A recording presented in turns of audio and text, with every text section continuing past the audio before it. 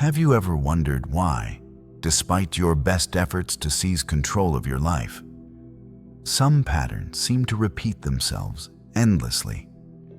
Old habits that won't budge, self-doubt that sabotages your goals, or anxieties that lurk just beneath the surface. What if I told you that nestled deep within your mind is a vast reservoir of untapped power, one that shapes your reality every moment, whether you realize it or not? That reservoir is your subconscious mind, and in this video, we're going to explore its hidden depths and learn how to harness it to create the life you truly desire. The principles you'll discover in Joseph Murphy's timeless classic, The Power of Your Subconscious Mind, will unlock breakthroughs in every area: health, wealth, relationships, and personal fulfillment. Even if this is your first encounter with these ideas, by the final frame you'll have clear, actionable practices for reprogramming your subconscious so that it works relentlessly in your favor. Imagine your mind as an iceberg floating in the ocean. Above the waterline is your conscious mind. Everything you're aware of right now, the thoughts you're thinking, the decisions you're weighing, the problems you're solving. Yet beneath the surface lies a far larger entity, your subconscious mind, which holds your beliefs, memories, impulses, and automatic habits. It continuously processes vast amounts of data, from the moment you were born until this very second, and directs your behavior in ways you rarely notice. For most people, this subconscious realm operates on autopilot, recycling old thought patterns and limiting beliefs that originated years, even decades ago. If you've ever tried to change a habit, eat healthier, exercise regularly, speak up in meetings, only to find yourself slipping back into familiar routines, it's because the subconscious is still driving the bus. The good news, however, is that once you understand how to communicate with this hidden powerhouse, you can overwrite those outdated programs and install new, empowering ones. Let's begin by examining how the subconscious actually works. Far from being a mysterious black box, it operates according to two guiding principles: suggestion and belief.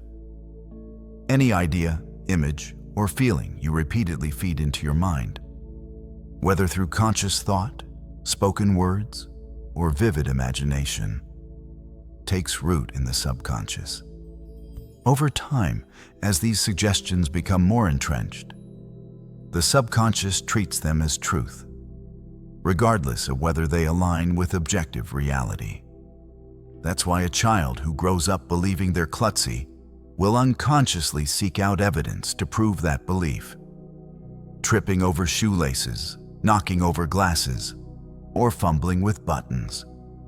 Conversely, someone who trains their mind to believe, "I am calm and confident," will begin to notice the subtle shifts that reinforce that statement. A steady handshake, a clear voice, compliments from colleagues. The subconscious does not debate. It simply executes. If you tell it, "I am sick," it will focus relentlessly on symptoms. If you tell it, "I am in perfect health," it will guide you toward behaviors, sleep, rest, healing choices that align with that image. The moment you grasp that your mind accepts as true whatever you impress upon it, you gain the key to transforming your entire existence. At the heart of Murphy's teaching is the idea that the conscious mind acts as the gatekeeper.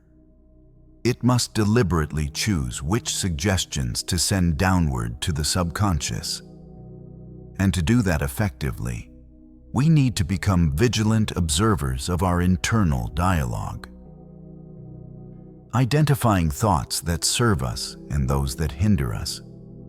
For example, before a job interview, you might catch yourself thinking, I'm not good enough for this position. Left unchecked, that thought will sink into your subconscious and sabotage your performance. Your newfound jitters, shaky voice, or distracted mind will all confirm that limiting belief. Instead, you can consciously choose to cultivate an alternative suggestion.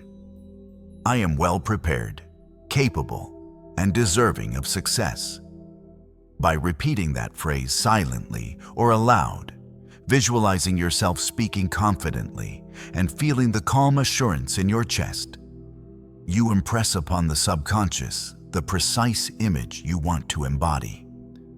Then, when you walk into that interview, your mind will unconsciously guide your posture, tone, and focus toward demonstrating competence. This alignment between conscious intention and subconscious guidance is what produces seemingly miraculous results. Of course, simply speaking a few positive words once is not enough. The subconscious mind thrives on repetition and emotion, on suggestions that are delivered consistently and felt deeply. Consider how you learned to ride a bicycle. The first time you wobbled, you consciously remembered to keep your balance, tighten your grip, and look ahead.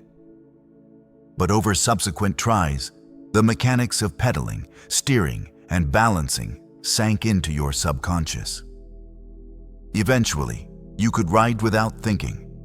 Your body just knew what to do. Now imagine harnessing that same process for every area of life: health, prosperity, self-worth.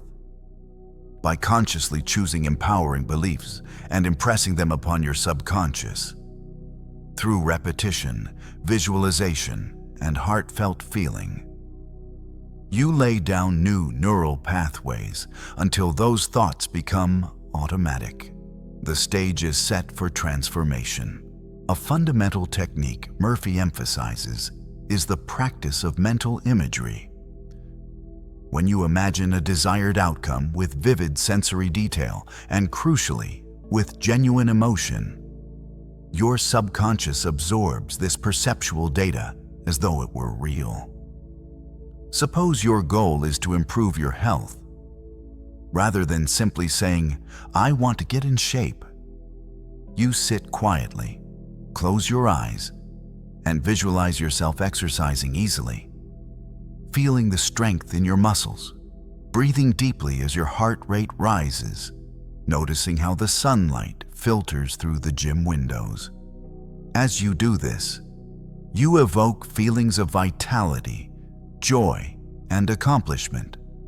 Over time, as you repeat this practice daily, perhaps first thing in the morning or just before bedtime, your subconscious mind incorporates those images into its operational blueprint.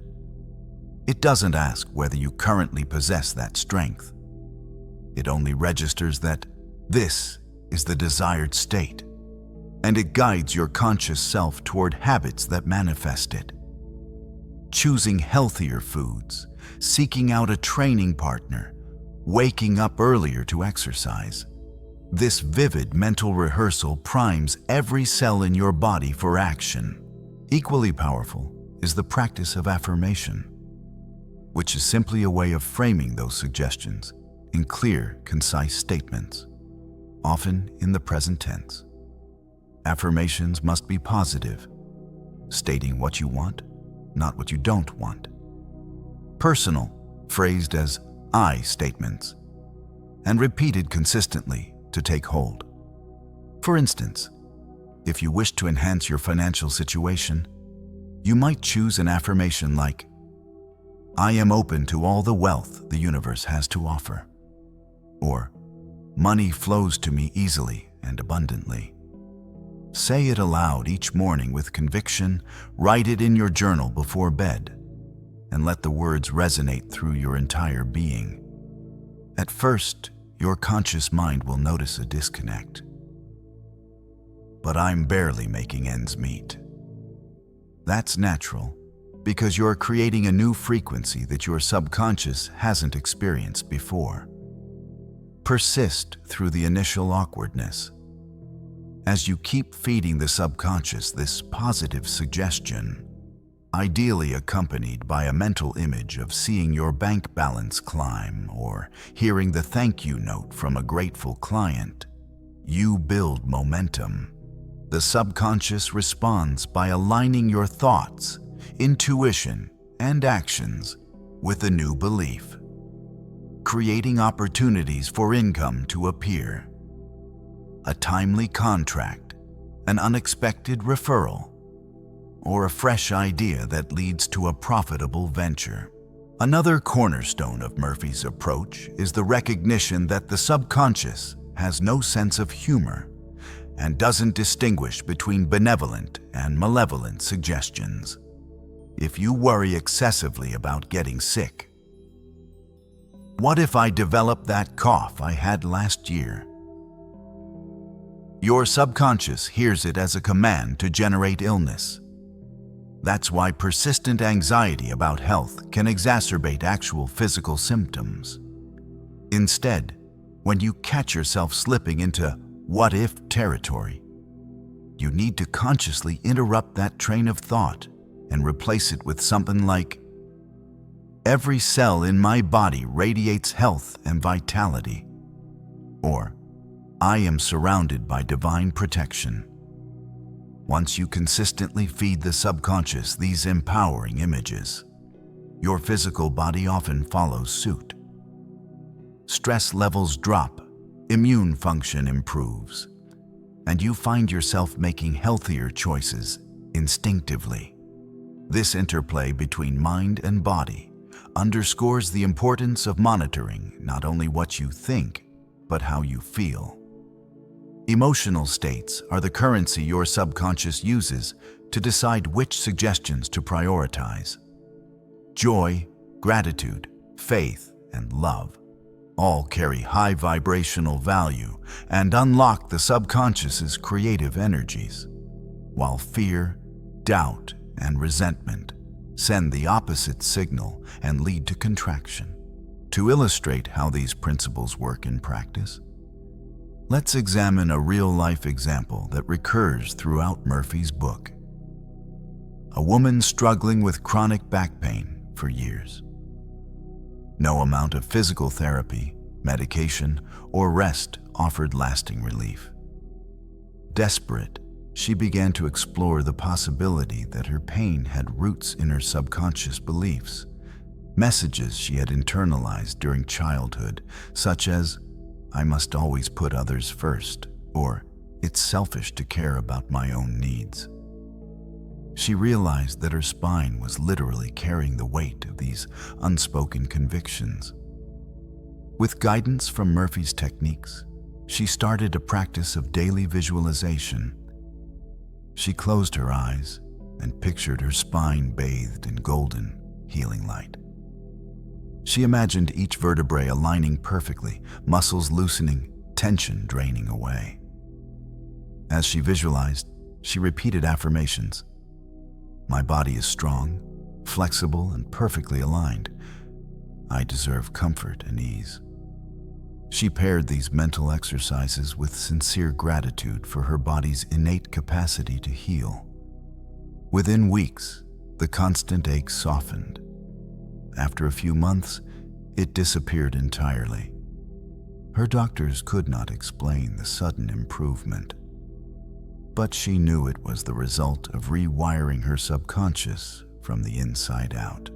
Of course, shifting ingrained beliefs is not always that swift or straightforward. Many of us carry narratives about ourselves. "I'm not smart enough," "I'll never find love," or "Success requires more luck than effort," that took years to embed. To uproot these, Murphy recommends a gentle yet persistent approach. Identify each limiting belief, write it down, and then craft a new positive statement that negates it. Instead of "I'm not smart enough," choose "I am intelligent, resourceful, and capable of learning anything I set my mind to. Every time the old belief surfaces, whether triggered by a challenging assignment or a perceived social slight, pause and consciously restate the new affirmation. Gradually, through repetition, the new belief takes precedence, and the old one loses its power. This process requires patience and kindness toward yourself. Don't chastise yourself for falling back into old patterns. Simply observe, acknowledge, and redirect. Over time, the subconscious will accept the fresh narrative as its guiding script. In addition to visualization and affirmation, Murphy highlights the practice of sleep suggestion as a especially potent method for communicating with the subconscious. As you drift off to sleep, your mind moves into the alpha state, a deeply relaxed, receptive wave pattern, making it highly attuned to suggestion. Before closing your eyes, calmly repeat a concise affirmation like, "I awaken tomorrow energized, clear-minded, and ready to take inspired action." Picture yourself waking up refreshed, smiling, and filled with enthusiasm for the day. Let that image be the last thing you hold before sleep. Your subconscious, working behind the scenes, will process that suggestion through the night and guide your thoughts and behaviors upon waking to align with it. Many people report waking up with sudden clarity, unexpected solutions to problems, or a surge of motivation precisely because their subconscious was actively working to manifest the suggestion while they were unconscious. Over days and weeks of consistent sleep time practice, you'll notice remarkable shifts in your morning energy levels and overall sense of direction. Another powerful dimension of Murphy's teaching is the role of forgiveness in unlocking the subconscious's creative flow. Holding on to resentment, anger, or regret acts like a mental dam, blocking the free passage of constructive ideas and healing energies. Imagine resentment as a heavy boulder in a stream. The water can't flow smoothly around it, and the entire ecosystem upstream becomes stagnant. By consciously practicing forgiveness, whether of others or yourself, you remove those mental obstacles. You might quietly repeat, "I forgive name," and release all past grievances. "I forgive myself for holding on to pain, and I choose to move forward in peace." This act doesn't imply condoning harmful behavior. It means releasing the toxic emotional charge that keeps you tethered to past events. As the subconscious registers this new state of inner harmony, it opens pathways for deeper insights, creative breakthroughs, and emotional resilience. Projects that once felt stalled suddenly gain momentum. Personal relationships grow more harmonious, and your overall sense of well-being expands. Throughout the power of your subconscious mind, Murphy reminds us that the subconscious is inherently benevolent. It wants us to succeed, thrive, and experience joy. But because it obeys exactly what we impress upon it without discrimination, it's crucial to become the vigilant gatekeeper of our internal dialogue. That means catching negative thoughts at the moment they arise and swiftly replacing them with positive alternatives. It means choosing what books, media, and conversations you expose yourself to.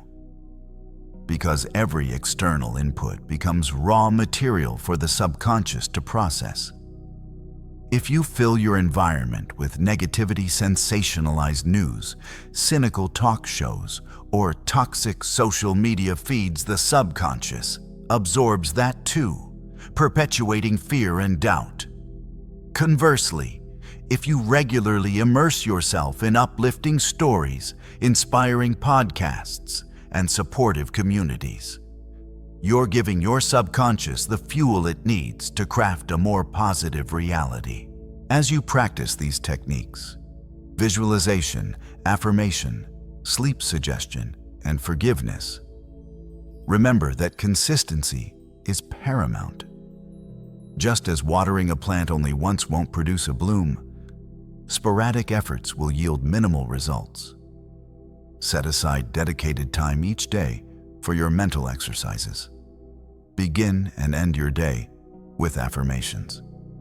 Spend 5 minutes visualizing your ideal outcomes. Before nodding off, deliver your sleep suggestion with full conviction. Whenever you catch a limiting thought, pause and consciously redirect. Keep a journal to track your observations. Note every small shift, every coincidence that seems like serendipity, every inner nudge that turns out to be inspired guidance. Over weeks and months, you'll build undeniable proof that the subconscious is working alongside you, sculpting circumstances and guiding your steps toward the life you want. The Psychology of Money. Timeless Lessons on Wealth, Greed, and Happiness by Morgan Housel isn't just a book about finance. It's a guide to understanding the human side of money. If we think about money only in terms of spreadsheets and numbers, we miss the big picture. Housel's book takes us deep into the behaviors, emotions, and mindsets that shape how we earn, save, and spend. Let's walk through the key lessons and insights from this book together. One of the first lessons Housel shares is that managing money well isn't about intelligence, it's about behavior. How we react to fear, greed, and opportunity has more influence on our financial outcomes than any formula. We've seen people with advanced degrees make poor financial choices, while others with basic education build wealth quietly. Why? Because the way we think and feel about money guides our decisions, and these decisions compound over time. Housel emphasizes the importance of patience and long-term thinking, showing how small, steady actions can lead to significant financial results. A major theme in the book is the idea of compounding, not just in money, but in knowledge, habits, and even kindness. Housel illustrates how Warren Buffett didn't build his fortune overnight. Instead, his wealth was the result of decades of smart choices made consistently and allowed to grow over time.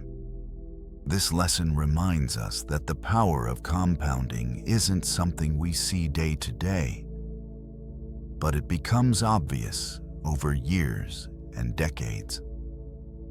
It teaches us to focus on the process rather than the immediate outcome. Another lesson is the concept of reasonable versus rational. While financial theories may suggest a rational path, real life often requires us to take a reasonable approach.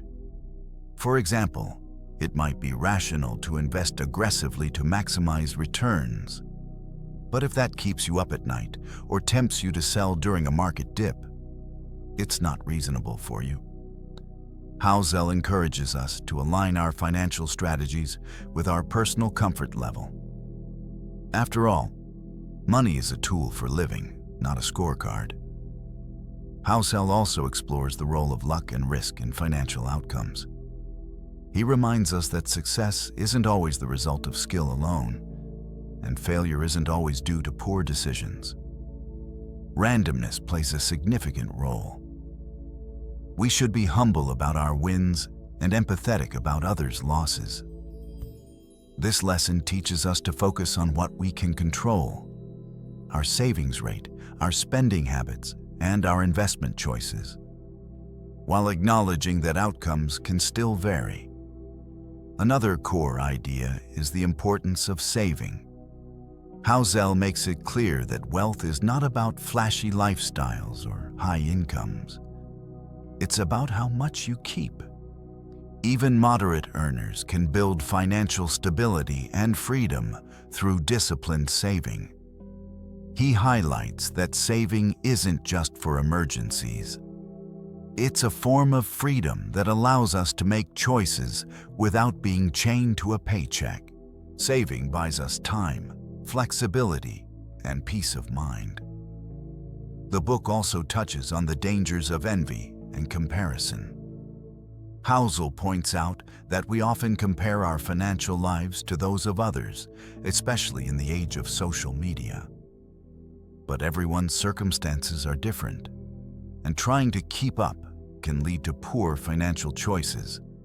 Instead, he encourages readers to focus on their own goals and values, to define what enough looks like for them, and to build a life around that vision. Housel's writing style makes these lessons accessible and relatable. He uses real-life stories to illustrate complex ideas, making the concepts feel like personal conversations rather than lectures. He shares his own experiences and mistakes, adding a layer of authenticity that makes the reader feel understood rather than judged. In summary, The Psychology of Money teaches us that the journey to financial well-being isn't about chasing the highest returns or outsmarting the market. It's about self-awareness, patience, humility, and discipline. It's about recognizing the role of luck, focusing on what we can control, and defining success on our own terms. By adopting these principles, we can build a healthier relationship with money, one that supports not just financial goals, but overall happiness and peace of mind. So as you reflect on Housel's timeless lessons, think about how you can apply them in your own life. Whether it's starting to save consistently, embracing long-term thinking, or defining what financial success means to you. These lessons can guide you toward a more stable and satisfying financial future. And that's what makes The Psychology of Money more than just a book. It's a lifelong guide to managing both wealth and well-being. But let's delve even deeper. The book also explores the subtle ways our environment and upbringing shape our money mindset. For instance, those who grew up in scarcity often struggle with feelings of financial insecurity even when they've achieved stability. Housel encourages us to reflect on these ingrained beliefs and gently challenge them. He shares stories of people who transformed their financial behaviors by shifting their internal narratives. Moreover, he emphasizes the importance of generosity and gratitude in shaping a healthy financial life. When we focus solely on accumulation, we risk becoming consumed by greed. But when we practice gratitude, we appreciate what we have and make wiser choices. Housel also discusses the value of flexibility in our goals, in our spending, and in our approach to life. Being too rigid can lead to frustration when plans don't work out. Flexibility allows us to adapt, to pivot, and to find new paths when circumstances change. Finally, the book reminds us that money is a means, not an end. It's a tool to build a life filled with purpose, connection, and joy. The true measure of wealth isn't what's in the bank. It's the freedom to live in alignment with our values, to contribute to our communities, and to savor the everyday moments that make life meaningful. Housel's insights go even further by highlighting how money affects relationships, decision-making, and even personal fulfillment. He points out how shared financial goals can strengthen partnerships, while secrecy or financial stress can erode trust. Open communication about money is as important as managing the numbers. He also invites us to reflect on our definition of success, not as a destination, but as a dynamic, evolving path. When we learn to align our financial choices with our values, we don't just build wealth, we build a life we can feel proud of, a life marked by intention and integrity. And perhaps the greatest lesson from this book is that the real wealth isn't in the numbers. It's in the quality of our experiences, the connections we foster, and the peace of mind we cultivate along the way. Have you ever noticed how some people seem to walk into any room and instantly win people over? Strangers become friends, colleagues become allies, and skeptics become supporters without ever resorting to manipulation or empty flattery? What they've mastered is not a set of canned lines, but a timeless set of human principles for genuine connection and influence. Today, we're going to explore those core lessons and see exactly how you can apply them in your life. Whether you're hoping to deepen friendships, lead a team, land that next promotion, or simply bring more warmth and ease to every interaction. First, imagine you're at a networking event filled with unfamiliar faces. Rather than launching into your own elevator pitch, you scan the room for someone who looks open to conversation. You approach with a sincere smile, introduce yourself by name, and then ask, "What brought you here tonight?" By inviting the other person to share their story, you instantly shift the focus away from yourself and make them feel seen.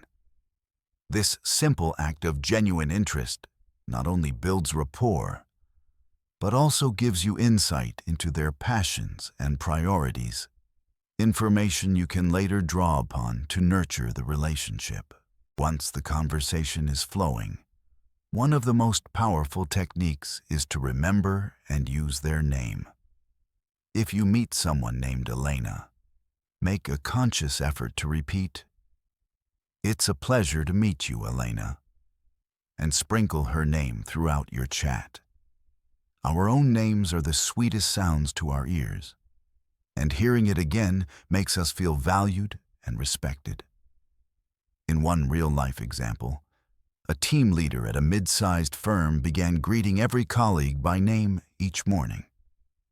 He noticed that, over just a few weeks, people went out of their way to share ideas with him, invite him to lunches, and even volunteer for his projects, simply because he had made the effort to honor their individuality. As you continue to listen, resist the urge to immediately offer advice or recount your own similar experiences. Instead, practice being an attentive listener. Lean in slightly, maintain eye contact, nod encouragingly, and ask follow-up questions. Many of us listen with the intent to reply. Better is to listen with the intent to understand. In one study group, a student who usually dominated discussions decided to consciously pause and ask classmates to elaborate on their points. Within days, not only did she learn far more, but her peers began to approach her with gratitude, seeing in her a rare gift of genuine attention. When you do offer your thoughts, frame them in a way that honors the other person's perspective. Instead of saying, "You're wrong about that market trend," try, "I hadn't thought of it that way before. Would you mind if I shared another possibility you might find interesting?" This approach prevents defensiveness, keeps the dialogue open, and invites collaboration rather than conflict. A product manager once used this technique during a heated design debate. By acknowledging the designer's viewpoint before suggesting an alternative, he transformed a potential standoff into a creative brainstorming session that led to a breakthrough feature one that both sides could champion. Another cornerstone of influencing people is to give honest, sincere appreciation. When a coworker delivers a project ahead of schedule, don't just say, "Good job." Take a moment to point out exactly what impressed you. I really admire how you anticipated that tight deadline and built in extra testing time. It saved us from a last-minute scramble. Specific praise signals that you're truly paying attention, and it fuels confidence and goodwill. In one small business, the owner began ending each weekly meeting by spotlighting one team member's contributions in precise detail. The result was a noticeable uptick in motivation, collaboration, and even more importantly, ideas flowing freely, because people felt seen for their unique strengths. Of course, the way you handle disagreements can either close doors or open them wider. When faced with criticism, resist the impulse to argue. Instead, say, "I see your point, and I'd like to understand more." Even better, if you discover they're right on some aspect, say, "You have a valid perspective. I appreciate you pointing that out." Admitting our own mistakes disarms tension and demonstrates humility. In one marketing team, a director publicly owned up to miscalculating a campaign's budget. And that act of candor inspired the entire group to share their own challenges and solutions. The end result was a stronger plan and a more resilient team spirit. Influence also grows when you find genuine common ground. Suppose you're speaking with someone who loves mountain biking and you do too. Share a personal anecdote, maybe the time you tackled a particularly rocky trail, or the exhilaration of your first sunrise ride. That shared passion creates an emotional bridge that accelerates trust. In sales, professionals often look for tiny points of connection, a shared hometown, alma mater, or even a favorite pizza topping to break the ice. Once the human connection is established, it's far easier to have deeper conversations about work, collaboration, or projects. To bring people around to your way of thinking, let them feel that the idea is theirs. When proposing a new workflow, you might ask, "How would you tweak this process to save even more time?" As colleagues suggest improvements, you collect their input and then present the finalized plan as a collaborative creation. In effect, you guide the outcome without anyone feeling steamrolled. A nonprofit board used this approach to develop its annual strategy.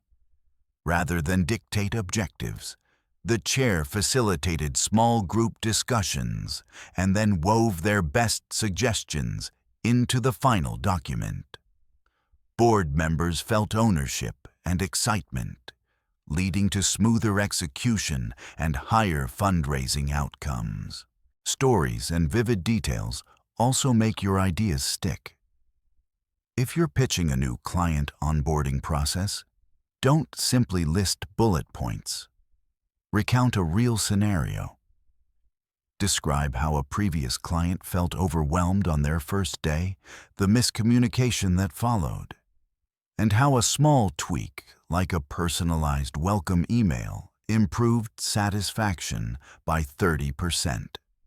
Storytelling engages both emotion and logic, making your suggestions memorable and harder to dismiss. When you must lead people through change or challenge, pose it as a friendly competition or challenge rather than a dry directive. For instance, explain that the department that reduces processing time the most this quarter wins a team lunch. That element of playful rivalry can spark motivation far more effectively than a bland edict. In one call center, managers turned each week into a speed and quality challenge, complete with a whiteboard leaderboard. Not only did call handling times improve, but customer satisfaction scores rose as team members shared tips like script shortcuts and tone modulation in weekly huddles. Throughout all these principles, the unifying theme is genuine empathy. When you truly care about the well-being and success of those around you, you naturally employ these techniques with authenticity rather than calculation.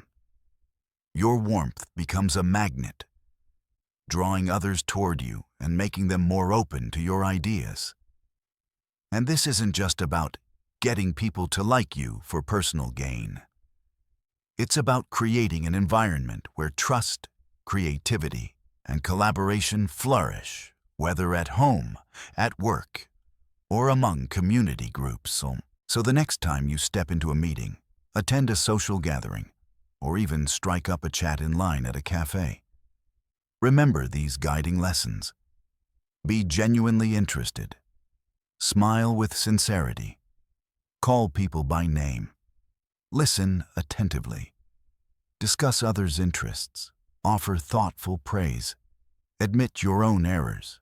Let people feel ownership of ideas. Enliven your points with stories, and pose challenges in ways that engage. By weaving these practices into every interaction, you'll soon find that winning friends and influencing people isn't a clever tactic, but a natural outcome of treating others with respect, appreciation, and genuine care, qualities that make every relationship richer and every collaboration more rewarding.